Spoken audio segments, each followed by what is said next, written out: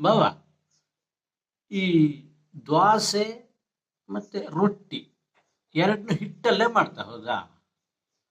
ಆದರೆ ರೊಟ್ಟಿ ಬಿಸಿ ತಾಯ್ತು ಯಾಕಂದ್ರೆ ಉಬ್ಬಿ ಹೋಯ್ತು. ದ್ವಾಸೆ ಉಬ್ಬುತ್ತಿಲ್ಲ, ಶಾಂತವಾಗಿರ್ತು. ಅದ ಎಷ್ಟು ಇದು ಮಾಡ್ರೆ ಹಂಗೆ ಇರ್ತು. ಅದು ಏನದು ವ್ಯತ್ಯಾಸ?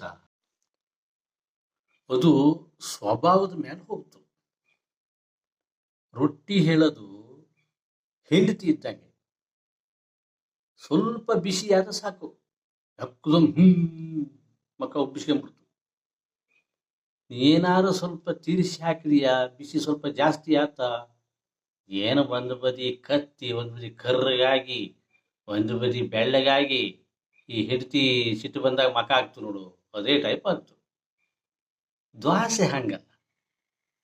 ಇನ್ನು ಎಷ್ಟೇ ಹಿಟ್ಟು ಹೊಯ್, ಎಷ್ಟೇ ಕಷ್ಟ ಬರಲಿ, ದಪ್ಪಗೆ ಮಾಡಿರುವ ಒಂದು ಲೆವೆಲ್ಲಲ್ಲಿ ಬೆಂದ್ಕೋತಿರ್ತು.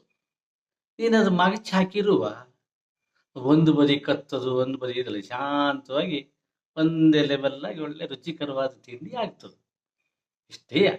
ರೊಟ್ಟಿಗೆ ದ್ವಾಸೆಗೆ ಅಂದ್ರೆ ಗಂಡಂಗೆ ಹೆಂಡತಿಗೆ ಸ್ವಭಾವ ಹೆಂಗಿದ್ದ ಆ ಟೈಪ್, ಗೊತ್ತಾಯ್ತಾ?